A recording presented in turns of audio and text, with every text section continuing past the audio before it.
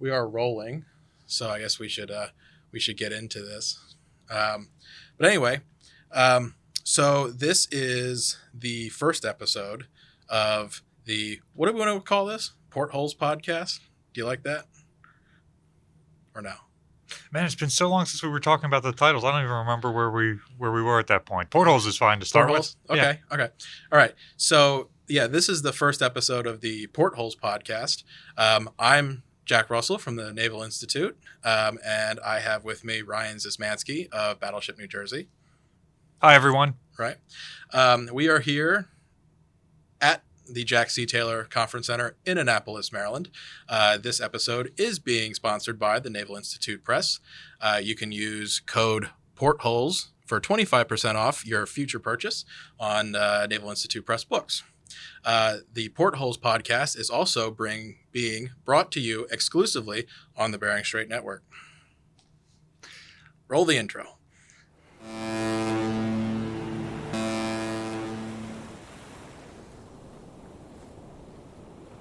Okay, so Ryan, recently, and I say recently as of time of filming, a week ago on the Bering Strait Facebook page, we posted a bit about Alaska. I bet that had a lot of comments. Yeah, Alaska is a touchy subject, and I wanted to do it because every time I see anything about Alaska, pretty much on the online, it's 50-50 split between, is it a large cruiser or is it a battle cruiser? There's only one right answer.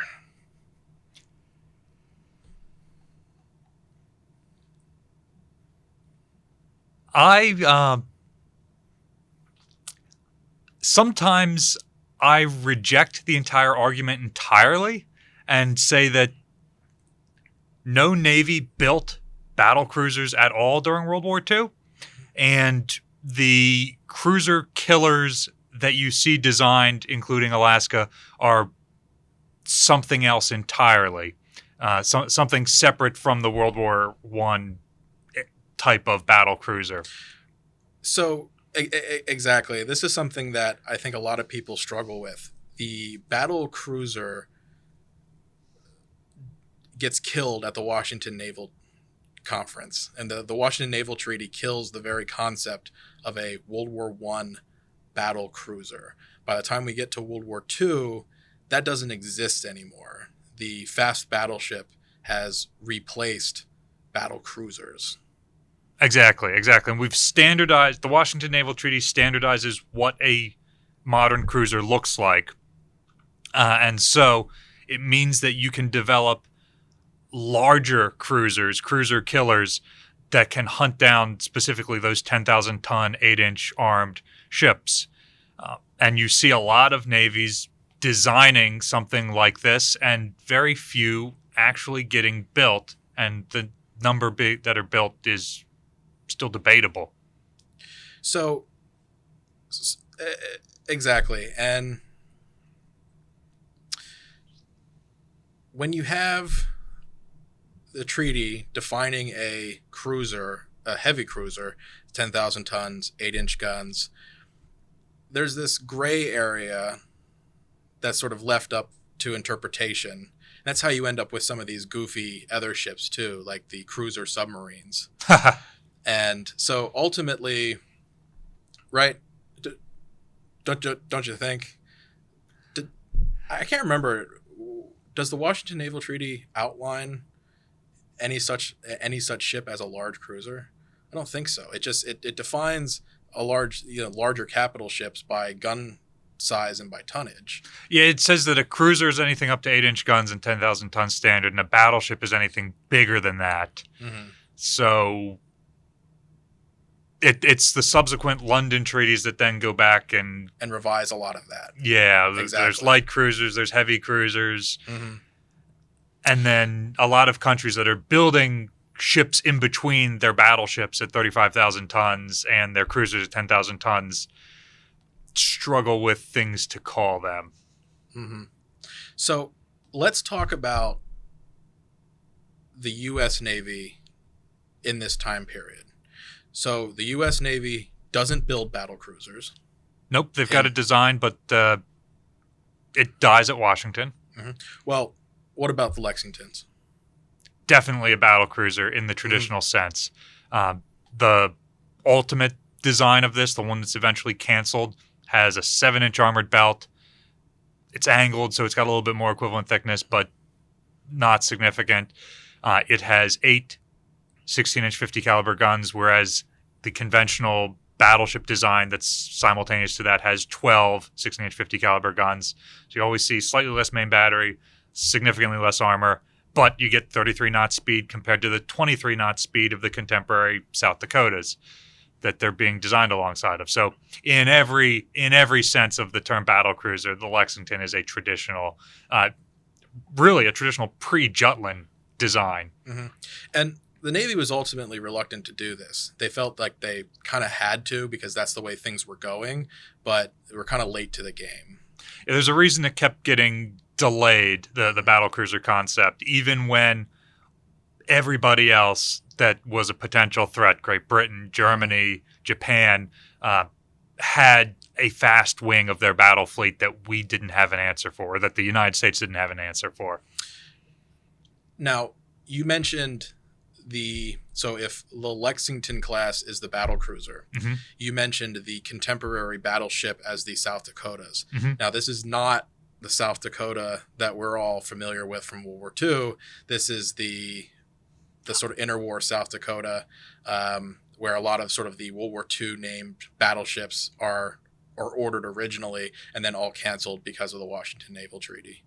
Exactly. This was a class of 6 sort of standard type battleships, but on steroids, that were ordered during World War I. Mm-hmm. They were part of a 16 battleship and battlecruiser buildup that the United States wanted to do during the war that got delayed because when we actually entered the war, we figured out, oh, shoot, we didn't build any destroyers to escort these mm-hmm. troops to Europe.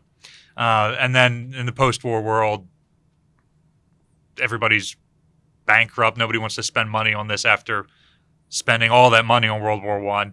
And so everybody gathers at Washington to discuss disarmament. Exactly. So getting into designations. Mm-hmm. So getting back to Alaska really quickly. It's a CB. A lot of people online are going to defend CB as cruiser battle. I've seen that a lot. And that is extremely false. Do you know the designation for battle cruiser? Yeah. So first of all, the letter designators are often random. Sometimes they aren't, but usually they are. And the U.S. Navy uses a 2-letter designator, mainly because the Royal Navy used 1 letter, B whatever, for their battleships. So the U.S. goes for BB. That doesn't stand for battle boat. The Lexington class were going to be CC 1 through 6. And some people have gone back and transliterated that into cruiser capital. The C definitely stands for cruiser, but the double letter doesn't really mean anything, or wasn't intended to mean anything at the time. The way I look at it, because this holds consistent over all the other classes, is that whatever the top of the line unit in that class is, gets the double letter. So if the battle cruiser is the ultimate cruiser, it's CC. The battleship is the ultimate battle whatever. Now, there have been other battleships, and they get other like third letters attached. You know, like a lot of the old standard class battleships got BBO, the O standing for old, at the end of World War II. No, seriously. And and then DDs, right? Well, the big destroyers are DDs, and of course nowadays we have DDGs and other things. And then submarines, SSNs nowadays. So sometimes, and the way I look at it is the whatever the top of the line unit is for that class gets the double letter. That's that's not a rule, but that kind of makes sense in my mind. So makes sense to me that the battle cruiser, the ultimate cruiser, gets the CC.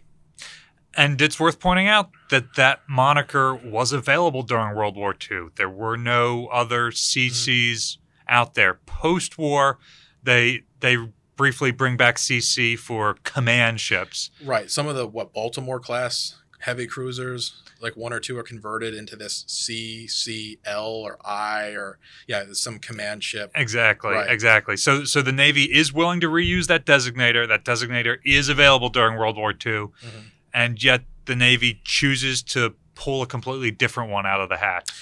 So, and think about this for a moment. So the Lexington class battle cruisers are battle cruisers, CC1, CC2 through 6. Then Washington happens. We're going to convert them to aircraft carriers. Okay, now what? Well, it's still a cruiser, but now it's not a battle cruiser. Now it's an aviation cruiser, which means, A is being used by armored, heavy cruisers. So what we do, we take the V, C, V, 2, 3. So now suddenly you have cruiser, aviation, and of course then all of a sudden for some reason they decide to include Langley, which that should have just been thrown away, and Lexington should be CV1 and 2, but whatever. So now you have cruiser, aviation, 2 and 3, Lexington and Saratoga. And this illustrates the random letter point. Heavier than aircraft, get the V designator. Lighter than aircraft, dirigibles, get the Z designator. So a cruiser with heavier than aircraft, CV. That it's random letters. It doesn't mean carrier vertical or whatever people have tried to attribute to it. Right. But think about the Lexingtons as completed with the 8-inch battery. Yeah. Further proof that the Navy said this is a cruiser. It has to be able to defend itself and act as a part of the fleet. It just also so happens to carry aircraft. And then through the interwar period, we get sort of what aircraft carriers are then in World War II. And it's doing the job of the cruisers. Its job isn't to go out and sink battleships. Arguably, it's incapable of that in the 20s and even the 30s. The first time a battleship that's underway is actually sunk by an aircraft carrier is December 9th of 1941. So you're already 2 years into World War II by the time this happens. They were just the scouting element. So they literally took over the role of battle cruisers in scouting for the enemy force, harassing that force, and providing protection against enemy scouting units. Exactly. So, of course, since we're talking about aircraft carriers, this is a little bit of a tangent here. We'll get back to Alaska in just a moment. You see the B designator come up again in aircraft carriers. And you get the same split. When I was a kid, I heard a lot of people use, because CVB, Midway. Yep. Right. A lot of people seem to think that B stood for battle carrier, and then people attributed our Midway's built on Montana hulls, and these are the rumors that I've had to live with for years. That's just not true. So the same B applies to Midway as it does to Alaska. In World War II, you have all these Essex class carriers, which are a certain size, which I think were the sort of best treaty design carrier. They kind of work within that limitation. They're ish. A little bit larger than the treaty strictly allowed, but they're not Yorktowns, certainly. Yeah, they evolve out of those treaty carriers. Right. And they're the same order of magnitude as opposed to the Midway where you're just and you're 25% bigger now. Right. It's completely unlimited. Yeah. So here's this clean slate, armor, all these guns, huge size. So what do we do? So now we have these Midway class carriers up against these Essex class carriers. Okay, well, this is a large carrier now. Yeah. So CVB, in the same way that Alaska is CB. So that's where you get, and then of course later on, once all the carriers have become large, then the designation just gets dropped. and now we're back to C. Now, of course, they add CV. They add an A for a while for attack, and anyway, eventually you get back to CV, and then of course when the nuclear age comes, then you have traditional oil-fired ships and nuclear ships. So then you get an N for the nuclear carriers, and I actually asked about this in the office here, and it was like, well, now that Kitty Hawk is gone and all the oil-fired carriers are gone, they're all nuclear. So can we drop the N? All the submarines are nuclear too, so they're all SSNs, and all the carriers are CVNs. So couldn't you drop the N from their designation, because now they're just CVs? That's the standard. And then a lot of people here said, well, they might drop the N once the entire fleet becomes nuclear, because every other surface ship, is still diesel or whatever. They still need that. Yeah, or the helicopter carriers. They don't have the CV moniker, but they carry heavier than aircraft. Oh, and they're also this, the size of Essex class carriers from World War II. So again, exactly. Right. So getting back to Alaska then. So the idea of a supercruiser is born from the interwar period as a way of getting around naval treaties. Would you agree with that? Is it a way of building a battlecruiser-esque ship, so something that's more powerful than a heavy cruiser, but without bumping up against sort of the restrictions of naval treaties? I wouldn't say it gets around the naval treaties, but it certainly exploits them, knowing that all of your enemy's ships meet these specifications. And during World War I, you see a tremendous variance in cruiser displacement, armor, firepower, speed. There isn't any standard between navies. But now there is, because you've put these artificial hard limits on. Everybody now builds to the limits and doesn't build below that, and that is where you are. So the exact specifications of every cruiser out there in the world, and if you build something just a little bit larger, it's infinitely more capable. So obviously the Germans have to work within not only all these treaties, but then you have like additional limitations still imposed by the Treaty of Versailles. So what about the Deutschland class of pocket battleships, or any pocket battleships here? I don't like necessarily using that term because, it gives people, just like Battlecruiser, it gives people the wrong idea. Deutschland is basically a heavy cruiser with two 11-inch turrets or triple 11-inch turrets, which is certainly very interesting. It is definitely a one-off, but I think that kind of sets the starting point for ultimately what becomes these large cruisers. What do you think about that?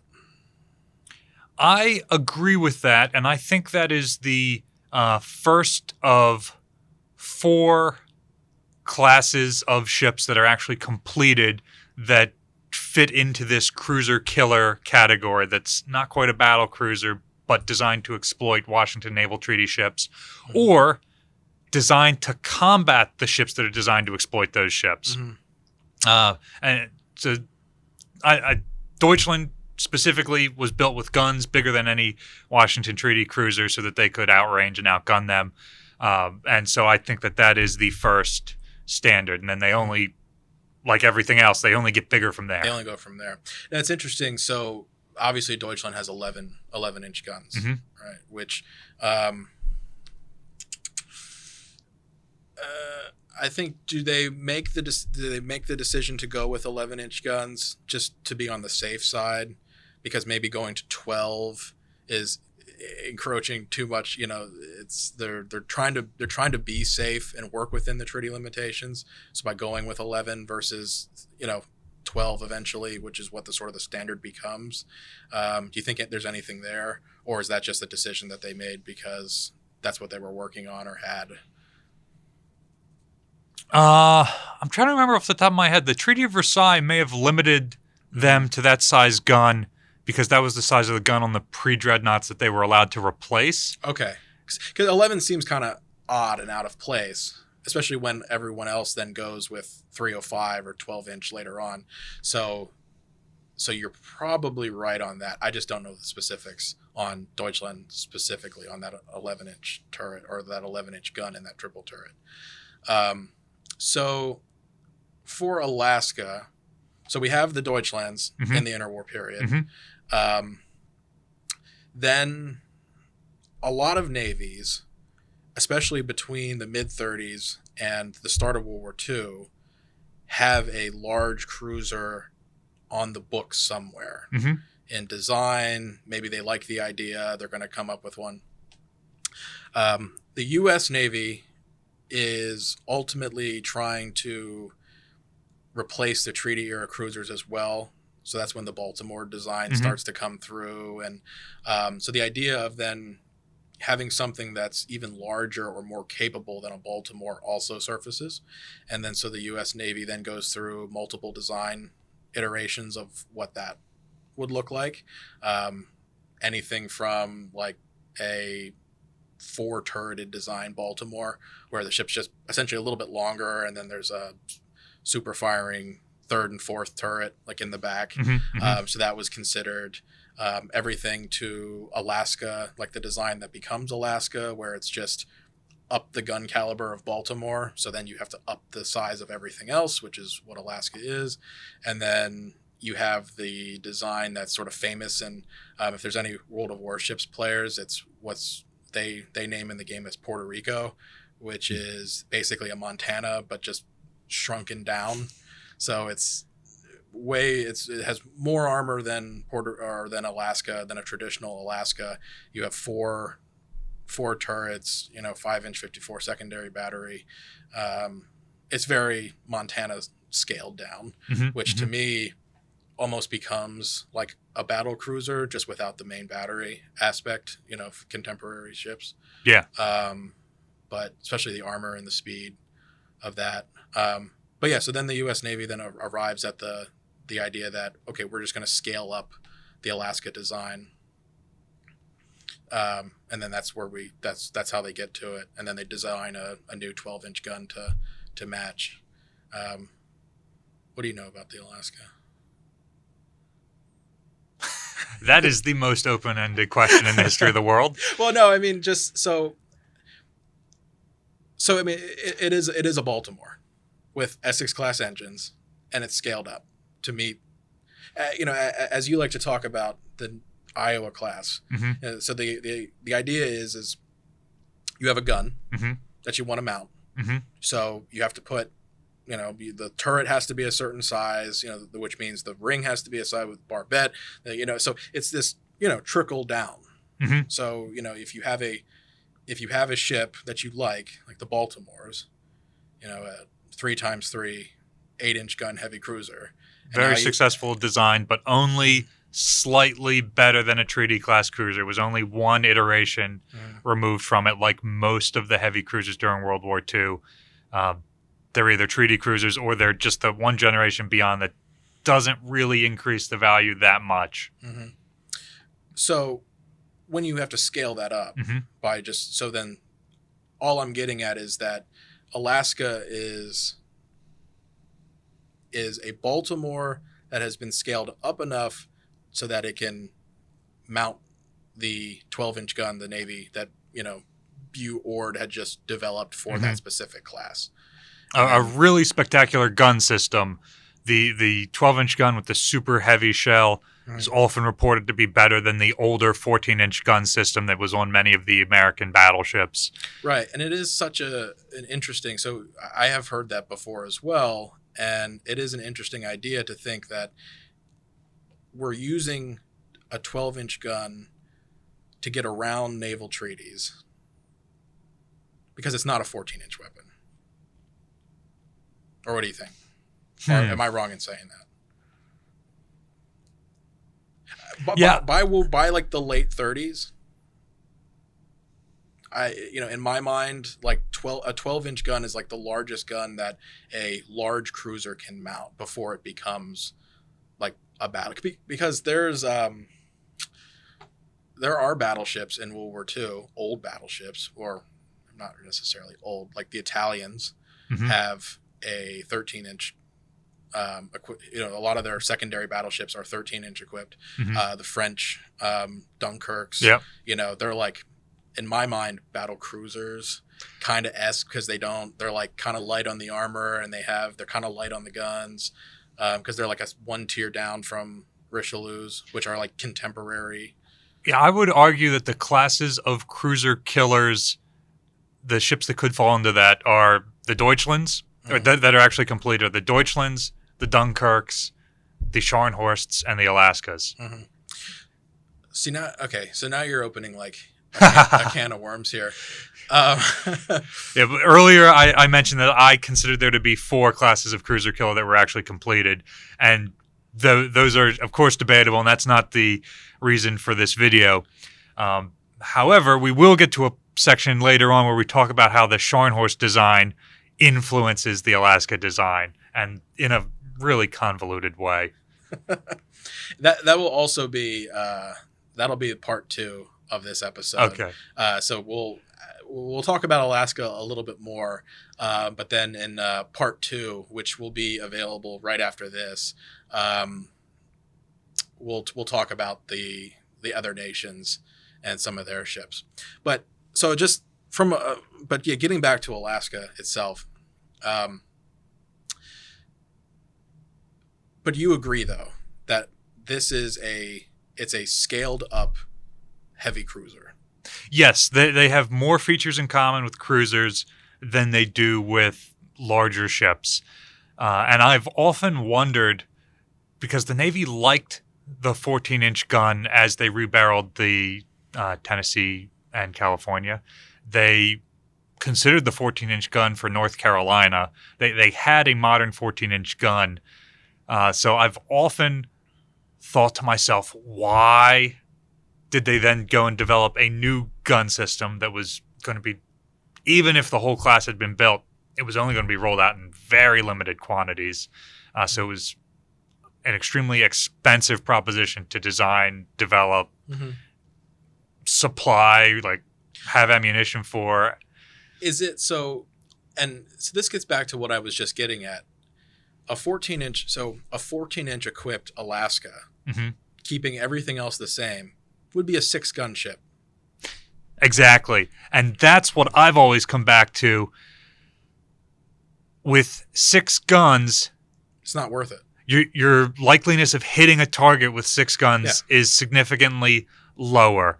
8 guns seems to be the limit of what most people consider, and the U.S. Navy really loved their 3x3 turret arrangement. Yeah, and I think, but you see that across, by the time the war is over, all the twin turret ships and all those older class battleships are all second line.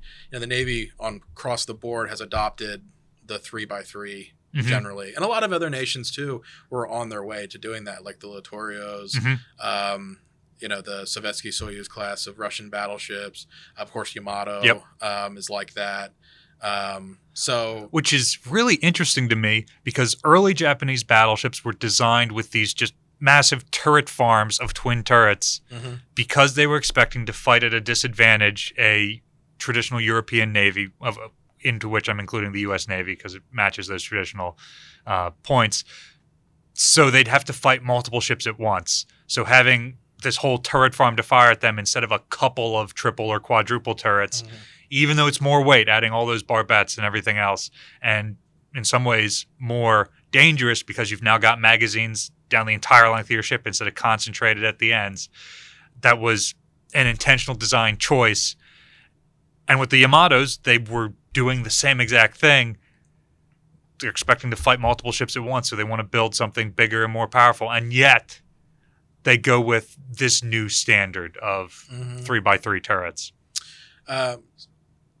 So the Navy has basically given up on they want triple turrets. If you're going to build a capital ship of a certain size, having 6 guns is just unacceptable. Other navies are, and we'll get into this in the next episode, are willing to make that sacrifice in some places. But the U.S. Navy, so I totally get the reason to do a 3x3 12-inch Alaska. Yeah, so if you try 3x3 with the 14-inch gun that was already there, well, now you've got to widen the ship. Mm-hmm. And then it's got to be longer to maintain the length to beam ratio. And then you need a new power plant because the Essex plant suddenly can't drive it at the right speed. And then you need more armor. Have a battlecruiser. And now you have a battleship. Yep. So what's the point? Exactly. And also worth mentioning, many plans for the Alaska class included a combination of triple and twin turrets. And eventually the Navy was like, yeah, we know it's going to increase the weight, but it's going to be logistically so much simpler to just design a single turret. Yeah, 3, exactly. And I'm going to bring up World of Warships again because a version of the Alaska with, a twin, 2 twins and a triple, that's in there as well, the sort of like weight restricted Alaska. Mm-hmm. And so you can kind of see what that would look like too. And it's like you said, it's the Navy does things. Okay, let's just do this. It'll be simple. We'll get the firepower. And then, of course, World War II kicks off and all the treaties and limitations kind of go out the window. So who really cares? And it's just... Exactly. There's a story floating around, and I don't know how... I've seen it in a few places where the U.S. Naval Intelligence gets wind of the Japanese supercruisers that they're going to build, which then essentially green lights the design process for Alaska. And then, of course, once World War II kicks off, that's what gets the program approved. But then, so this would be the Japanese B-64 project of supercruisers, which is also a 3x3 12-inch gun ship. It's like a mini Yamato. Yeah, it looks like somebody stretched out a Yamato, a very lean, light. It's got, and that's actually a really interesting ship because it follows a lot of traditional Japanese cruiser design. So really long, really thin. It's got torpedo tubes, everywhere. It's like 4x4, I believe. So 16 total. And it would have gotten the later 100 millimeter dual purpose, which was a much better dual purpose weapon than the 127 millimeter mounts that they were using. Exactly. And so you have that project of sort of cruiser killer, raider. And so that's when the U.S. says, okay, that was actually sort of semi-imperfect intelligence because at the time, it's not like we found a set of plans for B-64. It was just, that's what we think they're going to do. And then the Japanese then got wind that we designed Alaska and they're like, well, quick, design something. And then that became 64. And then once Alaska then was actually put to steel, actually started to be built, they were like, well, shoot, make it better. And then they then created Project B-65, which is the same 64 ship with twin 14-inch gun. It was a design using 2x3 14, which again, as we were just discussing, does that make it better? And in my argument, no. Yeah, I think the B-64, at least in terms of firepower, is the better ship and a perfectly equal match for the Alaskas. In fact, in many ways, the gunnery, the 12-inch gunnery of the Japanese, because they don't have the super heavy shells, is less equal. But those torpedo tubes, Alaska doesn't have them, and nor does she have good torpedo protection. So they're not identical designs, but they're very much equal and opposite designs. And that's very true, and something that you hit on as well. Alaska's a Baltimore, as we keep pointing out. Japanese torpedo hits a Baltimore is perfectly capable of breaking the ship in half, or at least punching a gigantic hole in the side. And so when a Japanese supercruiser would also more than likely follow traditional Japanese cruiser tactics, which I'm not going to engage until I've shot off all these torpedoes in your general direction. Then when you're too busy shooting at me, these torpedoes are going to start hitting, and then you're really going to have a problem. So that, I think, you're right. So while the Japanese gun might not be exactly the same, you might not have the same potential hitting power, they make up for it with the torpedoes, especially against what is just a large Baltimore. So, with that being said, what is your so in World War II standard, what would be a battlecruiser? Like, if a nation built a battlecruiser in World War II, what would that ship have to define it as a battlecruiser? And that could be given the like the World War I definition. Yeah, I tend to stick to the World War I definition. It has to have higher speed than the contemporary battleship.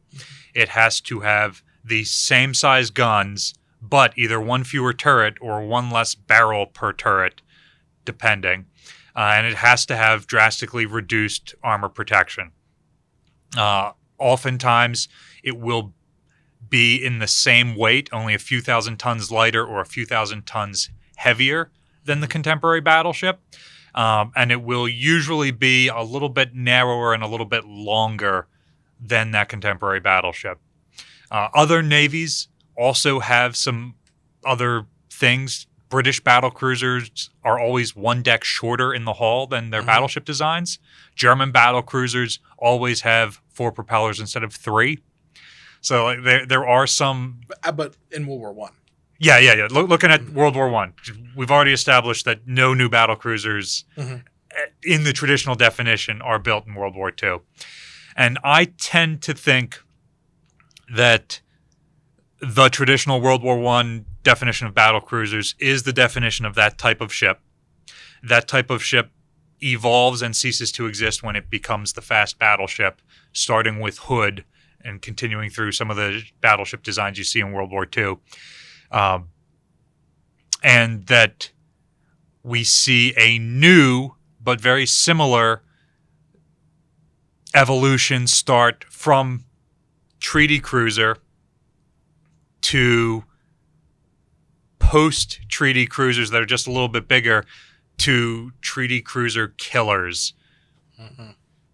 Right. And I think even though the battle cruiser's original job, the dreadnought armored cruiser original design was to hunt down older armored cruisers, I would say that, and this new ship's design is to hunt down treaty cruisers, I would say that it is a new type of ship, and I often use the term cruiser killer for defining this new type. So what you're saying is that battle cruisers don't exist in World War II. They cannot exist in World War II. Well, they exist in as much as you still have Renown and Repulse. You still have the Sultan Yavuz. These are World War I designed battle cruisers that still exist. But you do not see new battle cruisers completed during World War II. Okay. Now we're going to get into some of the other design ships and some ships that were started but not necessarily completed. There's a few out there that kind of ride this line. But we're going to do that in part 2 of this episode, which, again, is available right away.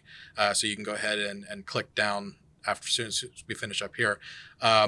So thank you, Ryan. We're going to pick this up here in just a second. I wanted to remind everyone that you can use code Porthole on the USNI website, which will give you 25% off your purchase. And then we'll see you in the next one. Thanks.